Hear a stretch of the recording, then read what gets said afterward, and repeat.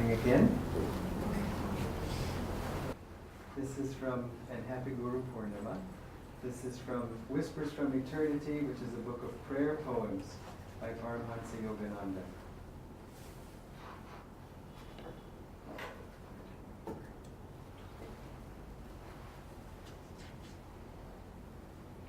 This one is entitled, this is written by Yoganandaji and is entitled, My Guru. Thou light of my life, thou camest to spread wisdom's glow over the path of my soul. Centuries of darkness dissolved before the shafts of thy luminous help. As a naughty baby I cried for my mother divine, and she came to me as my Guru, Swami Sri Yukteswar. At that meeting, O my Guru, a spark flew from thee, and the faggots of my God-craving, gathered through incarnations, smoldered and blazed into bliss. All my questions have been answered with thy flaming golden touch. Eternal, ever-present satisfaction has come to me through thy glory. My Guru, thou voice of God, I found thee in response to my soul cries. Slumbers of sorrow are gone, and I am awake in bliss. If all the gods are displeased, yet thou art pleased, I am safe in the fortress of thy pleasure. And if all the gods protect me behind the parapets of their blessings, yet I receive not thy benedictions, I am an orphan, left to pine spiritually in the ruins of thy displeasure. O Guru, thou didst bring me out of the bottomless pit of darkness into the paradise of peace. Our souls met after years of waiting. They trembled with an omnipresent thrill. We met here because we had met before. Together we will fly to his shores, where we will smash our planes of finitude forever and vanish into infinite life. I bow to thee as the spoken voice of silent God. I bow to thee as the divine door which leads to the temple of salvation. I bow to thee, to thy master, Lahiri Mahashaya, harbinger of yoga in Benares, and I lay the flowers of my devotion at the feet of Babaji, our supreme master.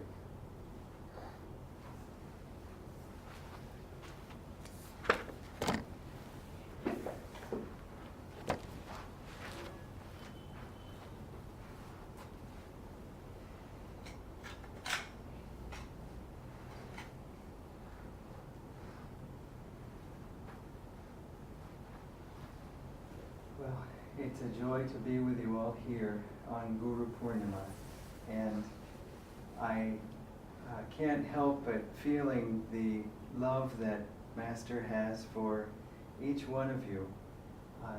Some of you have been with us for years, some of you have been with Master for years beyond that, some of you are just starting out new here, and we all understand the principle of the Guru, that the Sanskrit word Guru can be taken into two meanings at least. One is that which uplifts, and the other is the remover of darkness. And in the poem that Master wrote there, he honored Sri Yukteswar for doing both for him. And of course we know so much about Master because of his disciple, Swami Kriyanandaji, sharing about his Guru, Yoganandaji. And we have, in many different ways, felt the touch of Yoganandaji's presence in our lives, whether through his autobiography of a yogi or just through our interaction with others on this path or our own practice of Hong Sau meditation, that we feel ourselves change. And there's more to it, of course, than just practicing a technique correctly. There is an active blessing from the Guru, whether you're his disciple or not, that he is trying to help you, because it is only God through the Guru that is bringing us all back to him.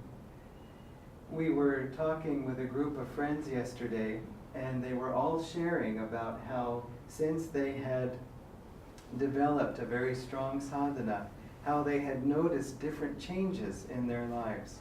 And a number of them commented on how my life has become so much easier now. that I can think more clearly and make the right decisions, or I spend less time in worry, or I save time by not being so angry. Because anger is very expensive.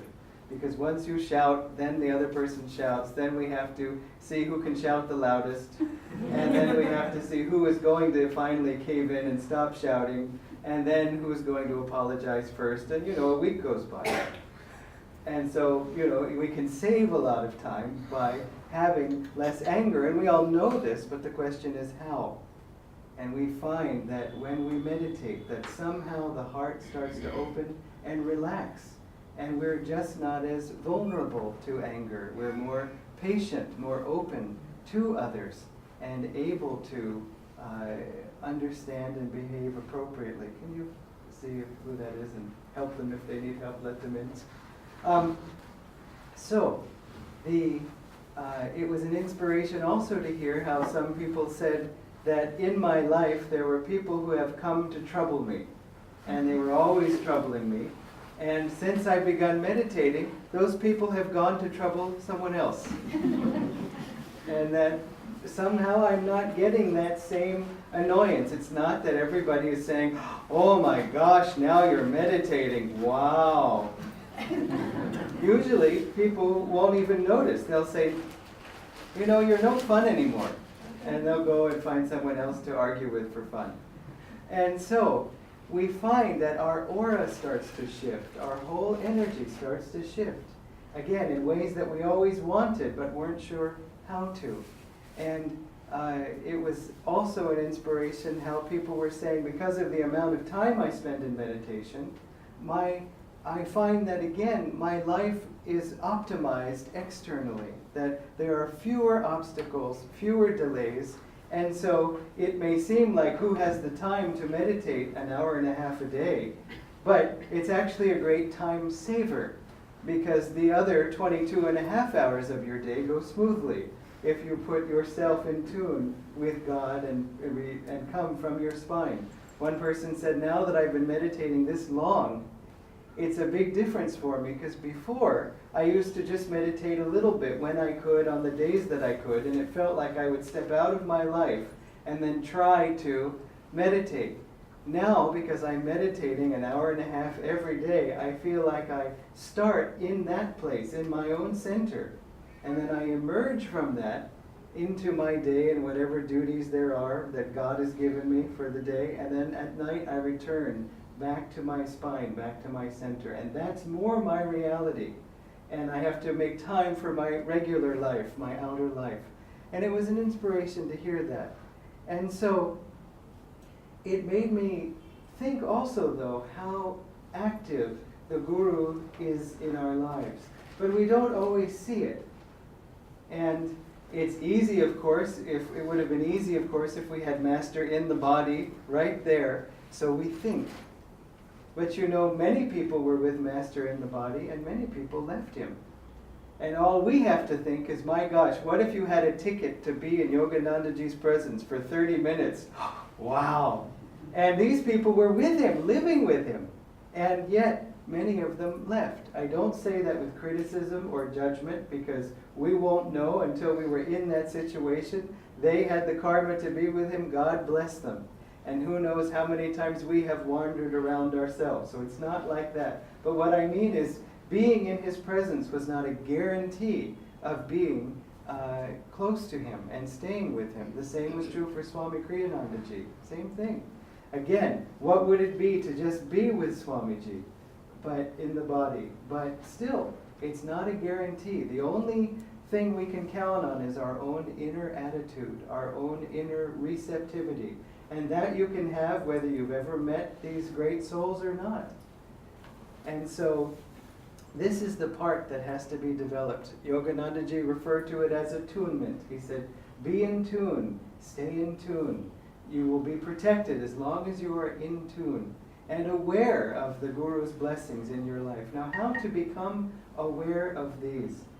Hearing everyone's story, and in addition also, I got a few letters from a few friends sharing their early experiences on the path.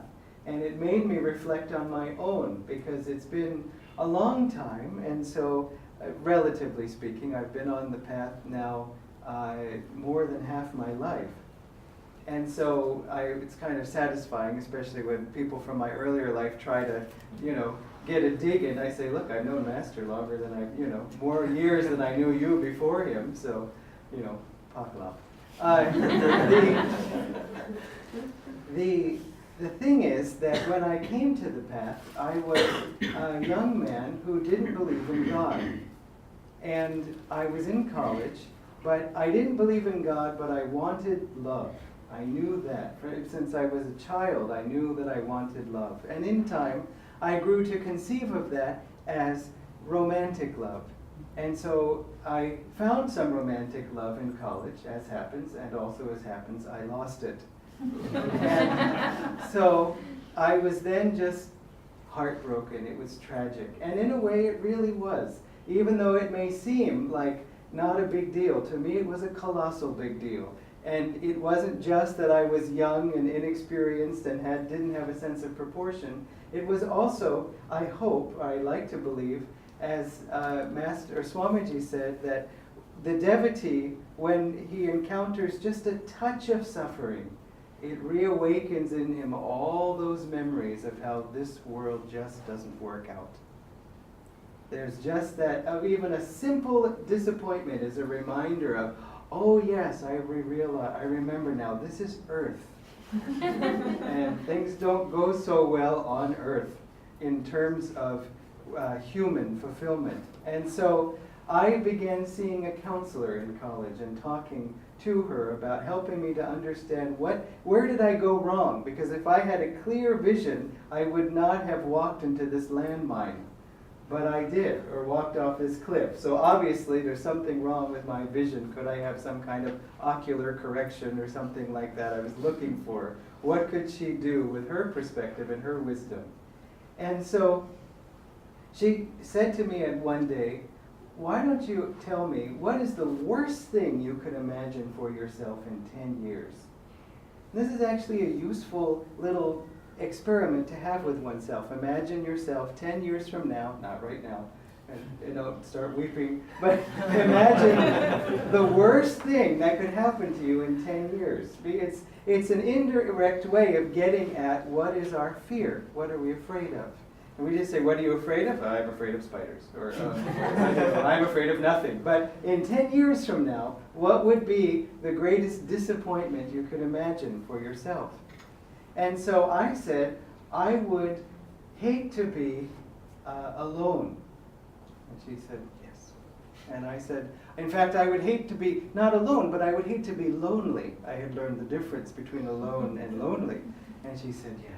I said, I would like to be married. She said, good. I said, because marriage is the ultimate fulfillment in life. And she said, I said, because it is the union of twin souls fused in harmony, dancing through meadows of bliss. And she said, the love that you're describing, you will never find on earth. She said, that is divine love that you're talking about. And now mind you, I didn't believe in God. And so I didn't believe that God didn't exist. I was more agnostic than atheist. I just didn't believe. But when she said, what you're talking about is divine love, it had an impact on me because I realized whatever I had been describing, I hadn't been finding. And so maybe she was right. Maybe there was something to this. And that was the same week that I received the book Autobiography of a Yogi. I felt like Master had sort of pried the shutters open of my mind just enough to be able to slip the book in through the gap. And there was a disciple of this path. His name was Craig, his name is Craig, was Craig, he's now Satiki. He worked for Microsoft, and he came to my college on behalf of Microsoft. In retrospect, I do feel God bless Microsoft. But he was coming on a different mission than they sent him. And so he gave a talk at my college, and I was very intrigued because he said at one point, if you are feeling low energy, sit up straight with a straight spine. And he said, you'll find, he said to this audience of undergraduates and professors, that the people who are sitting up straight are always the brightest guys in the room. And of course, I was very unstraight, and I thought, well, I would like to be one of the brightest guys in the room. And so I sat up straight, and I found, he's right. I feel more alert and awake. Wow, this is nice. Of course, my back was screaming, saying, what position are we in? I've never done this before. And so then he said, another thing you can do if you want to raise your energy is you can march in place and say, I am awake and ready. And wow, the impact on the audience was tremendous. They were horrified. What is this guy doing? This is not allowed. And I thought, this is great. And then he said, you can also say, I am positive, energetic, enthusiastic. And people were eyeing the door at this point. And I said, this guy has guts. He has courage. He's doing the things that no one would do, just out of fear, just out of not being thought ill of, just out of social conformity. But he had a point. He illustrated it. I want to talk to this guy. And so afterwards, a friend of mine who was hosting him, who knew the speaker, said, could you go out to dinner with us? And so I said, after a time, sure. And we went out to dinner, and I saw this guy, and I said to him, what do you do? You have something that I want, because he was very creative, very intelligent, very successful. And I prided myself to think that I had those qualities too, in some measure. Again, among the qualities I had was not humility. And the thing, though, was that he was very centered. And I had the bouncing leg and the fidgetiness and we didn't even have cell phones to blame it on back then. I was just as distracted even without the phone. And so I said to him, how did you get that way? And he said, well, I meditate. And have you heard of Autobiography of a Yogi? And have you heard of Ananda? Go to ananda.org. The website had been live for about 4 months, I think, at the time that I visited it. And so I got this book, Autobiography of a Yogi, and it changed my life. I felt so inspired by the truths that Master was sharing. I felt, this is what I believe. This is what I've always believed. These are things I believed and didn't even know I believed. And then there's this talk of Kriya Yoga. And 30 seconds of Kriya can give you 1 year of spiritual evolution? Wow. Okay, I want that. So it was two things. It was all of the vibration of Master's book. When Swamiji met Master and said, your book is wonderful, Master said, that's because it has my vibrations in it. So remember that every time you reach for that book, you're holding Master's hand, or he's holding your hand. You are receiving directly his vibrations. So he said. And so those vibrations were working on me, but I wasn't fully aware of how to respond. And so I, in time, thought I would like to, I went to graduate school, I had these different experiences, and I thought I took discipleship. With discipleship, I was filled with self-doubt. How did I know that he had accepted me? He wasn't there to say, Amavanga. So I didn't know if I was just making this whole thing up. And in my own mind saying, okay, I'm a disciple, I guess, but does it count? Is it real? Again, it was not that I doubted him. It was that I doubted me, my own worthiness. And so I took discipleship because I didn't know if I was allowed to go forward. I knew I couldn't go back. And I knew I couldn't stand on the fence anymore. And so 51% sure, I went ahead with it. And continuing to doubt the whole thing. But I went to Ananda Village, and I had a lot of wonderful experiences there. That in itself was a miracle. But again, I wasn't noticing how obstacles were being cleared away. I just noticed the obstacles that were still there. Complaining about these things. Divine Mother would take 9 bricks out of, 9 boulders out of the road. But I'd say, why is there 1 boulder left here? There's a boulder. And she just... with piles of boulders that have been removed. And I'm still complaining about this one. And, oh, I hurt my toe on it. But still, that's how I saw things. And so then I got to a point where I wanted to move to Ananda village. I wanted to live there. And I tried very hard to get there, and I just couldn't. I couldn't finish. I thought I'll finish my master's thesis quickly and record time and just graduate and get out. Somehow I didn't want to drop out of the program. I wanted to have a clean break. I was dropping out of the program. I was in a PhD program, but I was going to graduate with a master's, which is a polite way of saying dropping out. And so I decided that I would go to Ananda village, and I just couldn't. It was just, there were too many obstacles, and I had to admit that it wasn't working. Every door I approached was closed, despite what I wanted. And so finally I followed a friend's advice who said, is there any opportunity you've been overlooking? Do you mind, Tulasi, just talking to the children out there? So, is there any opportunity that you've been overlooking?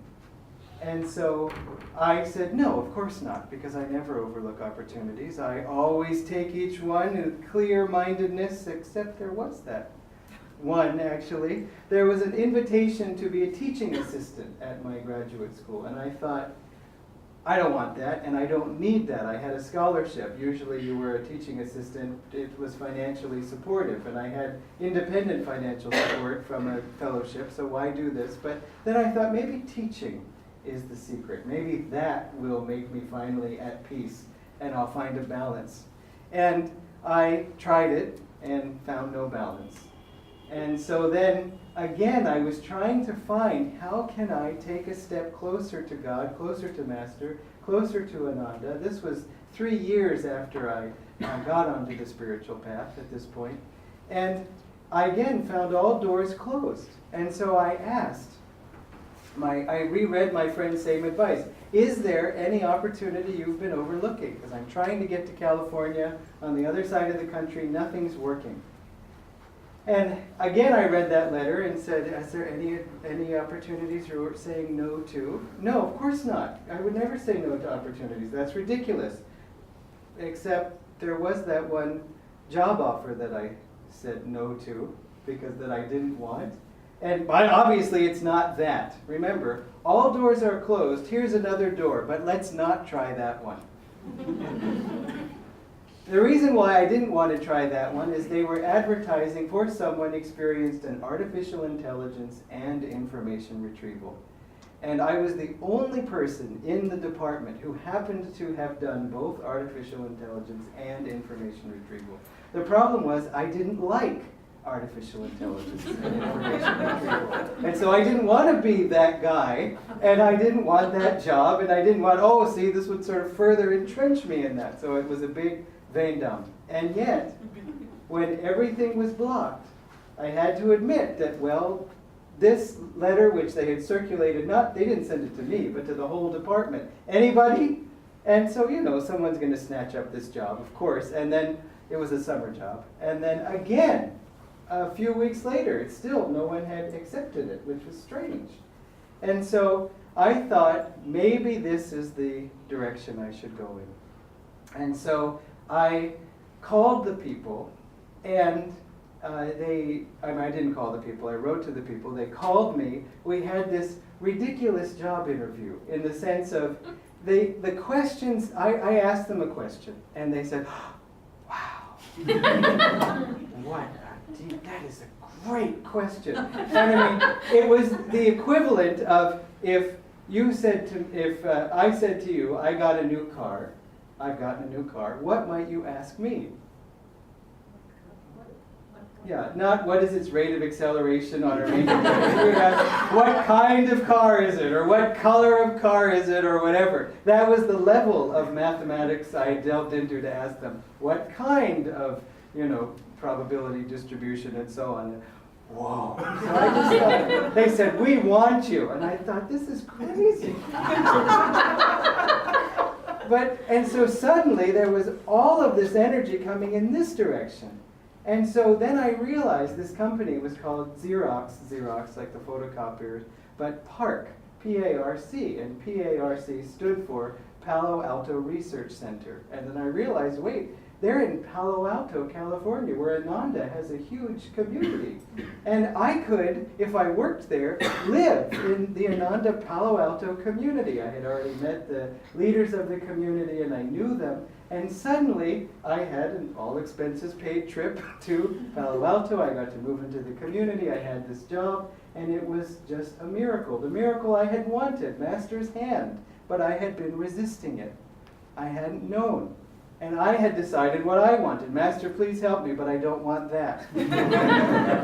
But then that was exactly what ended up giving me everything that I wanted. And I ended up staying there. And I didn't really enjoy the job all that much. The people were wonderful, but it was just the work itself. I was pulling away from that kind of thing. I enjoyed math, but I enjoyed the spiritual life even more. And so I was wanting to be in that full time. And so I ended up getting a job at the school there in Palo Alto, the Living Wisdom School. And it was something that I was teaching children math and science, and it was wonderful to have that opportunity. But I was also looking for additional income because I needed more to be able to pay my bills and pay off debts and so on. And so I asked the people at Xerox, could I still work here part-time? And they said no. And so that I was looking for, is there any other place I could sort of work part-time? And but I was committed to being there no matter what. Something would happen. But I was a little bit naive and not realizing what happens if you don't get a job. I just thought, I have to. I'll do anything, but I have to be able to be here. And so a friend of mine had invited me to visit her in Seattle. And so I wanted to see the Ananda Seattle community again. So she and her husband picked me up at the airport, and I had met him before. Maybe I had met him once before. And as we were driving in the car, he said, so, what are you doing in your summer job? And this was the question I was so sick of, because people would always ask me, what do you do in your summer job? And not only was it difficult to explain, it was even harder to interest anybody in the explanation because it was so boring. And finally, it was something I didn't like either. So I just had a practiced answer, which was truthful, but tended to end all conversations. And so I said, I'm working on an iterative probabilistic algorithm for automatic text categorization.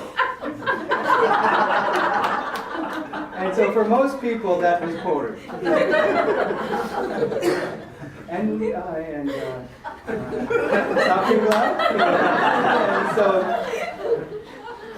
so I said that to him, and he said, well, it's a job.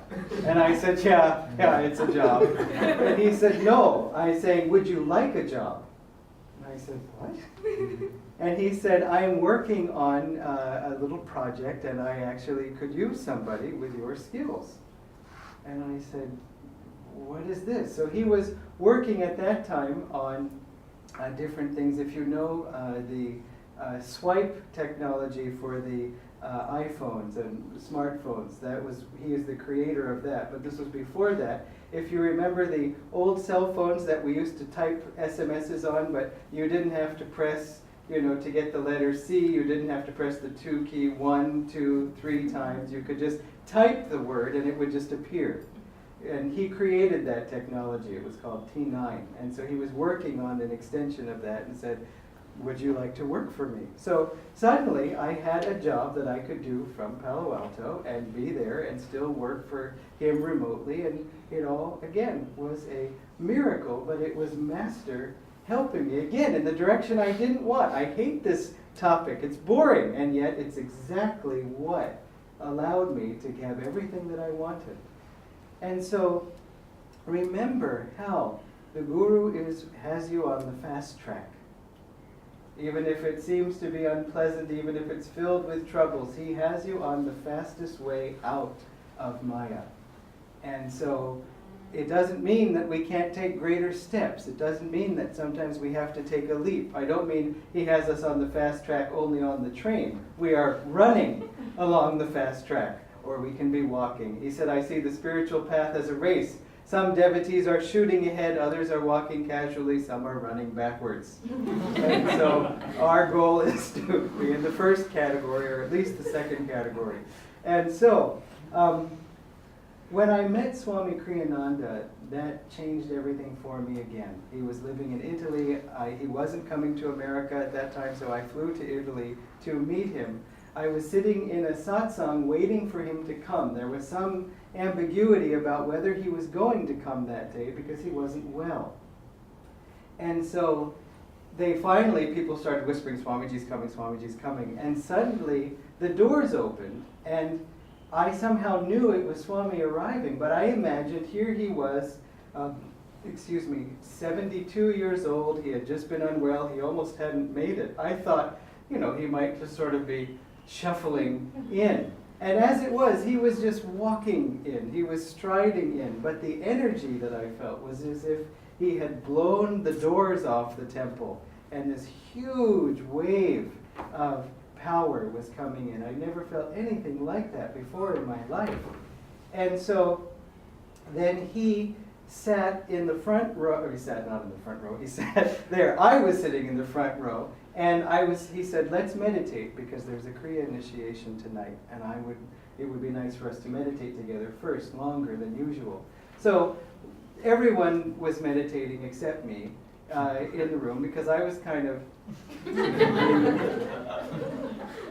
because there he was. I mean, he was just right there, and he hadn't yet said, who is this radiant child before me? No, he just... And I had written to him. I mean, he knew I was coming and so on, but I had forgotten a little sign, with an arrow pointing at myself, to sort of like... And so I sat there and I got more and more agitated, because I began to feel that I was sitting in Swami Kriyananda's presence and he wasn't noticing me. And I just, there was nothing I could do politely to get his attention. And then I realized I was feeling hot and tense and tight. And here I was for the first time in Swamiji's presence, and this is what I was feeling? This can't be right. So I thought, what's wrong with me? I could sense there was something out of tune. And so I said, here it is.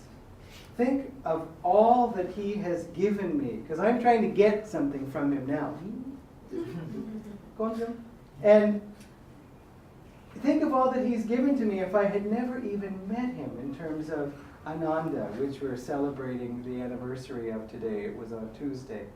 Ananda Sangha and all the acharyas who he trained, who were such inspirations to me, his own books, his music that he created, this whole way of life, sharing Master's living presence through his own talks, through his stories of Master. How much had I received from him? And here it was, I was asking for one more thing.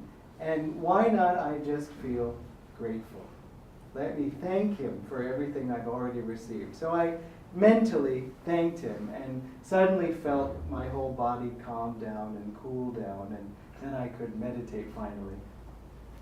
And then the next day I was able to meet with him privately and have an interview, so to speak. And it was very touching to me. I asked him, Swamiji, I'm a little upset that I didn't get to be with Master, a lot. And I'm also not that happy that I can't be with you, because if he was there, why don't I just go live in Italy and be with him? And he said, God gives you what you need. And he said, when you need more, he'll give you more. He said, Master told the story of the greedy man who was never looking at his plate, but only at the platter. In other words, saying whatever he had gotten was not enough. Master said he would see what was left and was afraid of what he was going to miss. And so that I had to accept that this was enough for me, and as I grew into that, I would gain more, which I came to in time see was absolutely true. But at the time, okay, all right, don't look at the platter, look at the plate. Then I asked him, why is it that I love God and I love people, but I fear people's because of their ability to hurt me? And he said, you make the mistake of thinking that other people have your best interests in mind. He said, most people don't. They have their own interests in mind. And so don't ask everyone for an opinion about your life, and which I had been doing. And so he said, trust your intuition. And I kind of looked a little panicky, because that was exactly what I was doubting, my own intuition. How do I know whether these thoughts in my mind are true, or whether I'm just fooling myself? Because I fooled myself before and thought it was true. So how do I know it's not the same way this time? And so when I made that sort of frightened face, he said, or speak to people whose opinions you respect. And I thought, okay, well, that would be different. I was speaking to anyone with an opinion. Why not speak to anyone with an opinion that whom I respected, who might be thinking of my interests also, not just their own? And then I said, Swamiji, did Master envision that everybody who read Autobiography of a Yogi would eventually take Kriya initiation? Because, I mean, for me, Autobiography of a Yogi, there's that chapter, 30 seconds is 1 year. I mean, that's it. That to me was like the epiphany of the whole book. And he said, oh no. He said, very few people actually want God. And I reflected on that, because I didn't even really associate spiritual progress with wanting God. It was obvious that we want God. And I remember I hadn't even believed in God. But once I found out that what I wanted was God, then that's what I wanted. So keep that in mind too. And then two interesting things that happened to me also in this meeting, because again, the Guru not only is in front of us or through photos, but he's mostly inside of us. Even if we were with him in the body, the goal is to listen to the inner Guru. Master said the Guru's job is to make you what he is, and he's training you to listen to the wisdom guidance of your soul, like we shared in that reading. And so he said to me, we were talking a little bit about college, and he said, you know, I didn't have any patience with college, and near the end of my tenure there, I had an essay to write on the philosopher David Hume. And he said, now mind you, I hadn't come to class at all. And so when I got this exam question, and it said, write about the philosophy of David Hume, all I knew about David Hume was that he was British, just because of his name.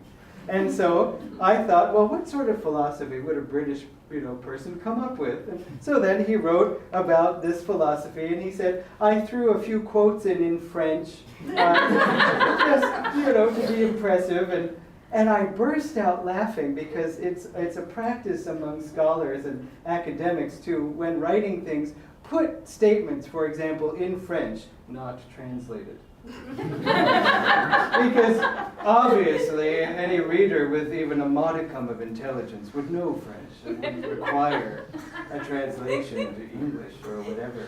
And so it was always something that I would laugh at, these snobby people with Latin here and French there and German there, and oh, you don't speak German?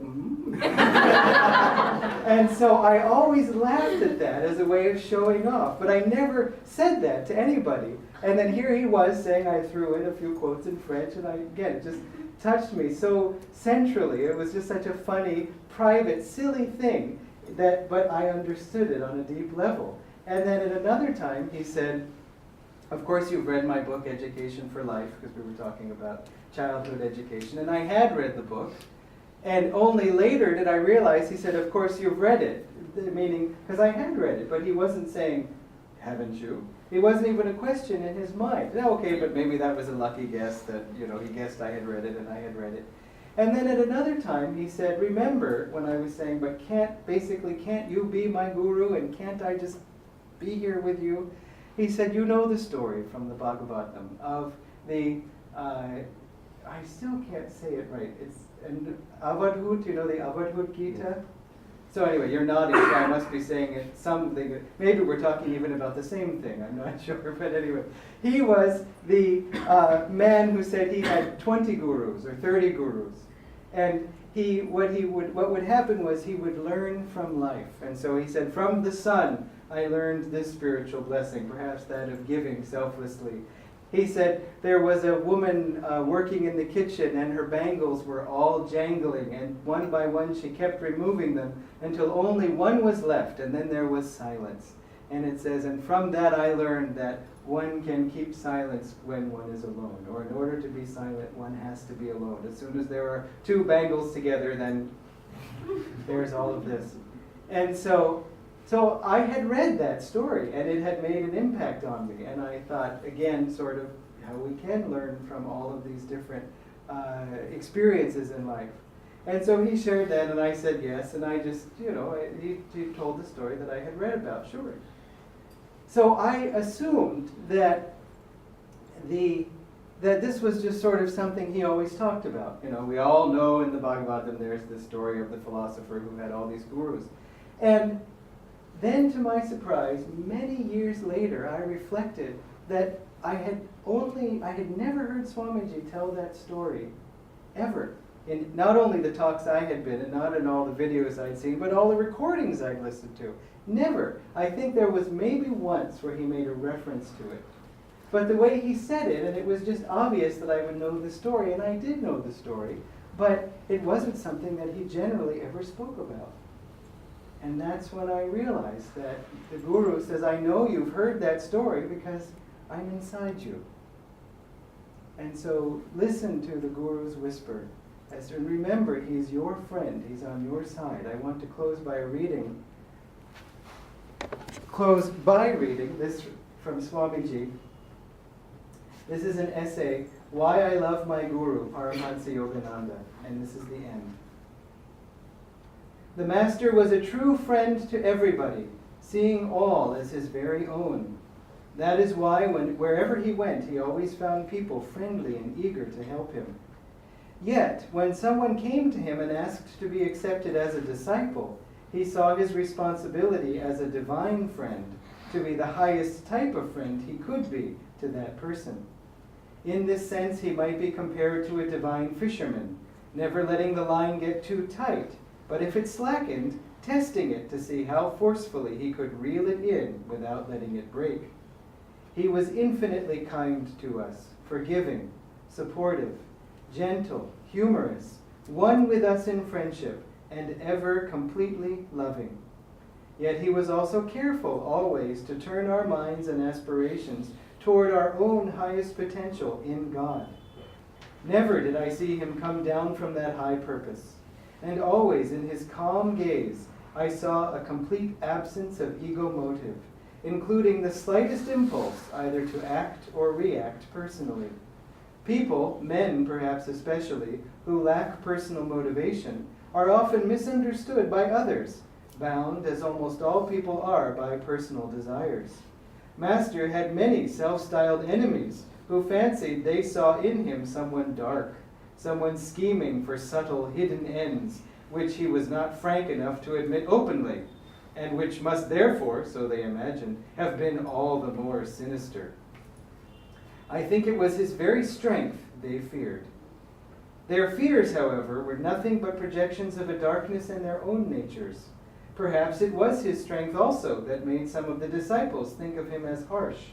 Otherwise, I can't imagine how anyone saw him as anything but a strong bulwark, supportive always of our true needs. No, I think those disciples too simply hadn't the humility or the sensitivity to see in him the truest divine friend they ever would or could have. Only consider his poem, God's Boatman. In that poem, he promised to come back if need be 1,000,000,000 times, as long as one stray brother sits weeping by the wayside. Think of it. There was no personal necessity for him to return to this material plane. He came here out of a purely selfless desire to bring others out of delusion and to lead them back to God's kingdom. How many times I have often wondered has he returned to earth, already in perfect freedom.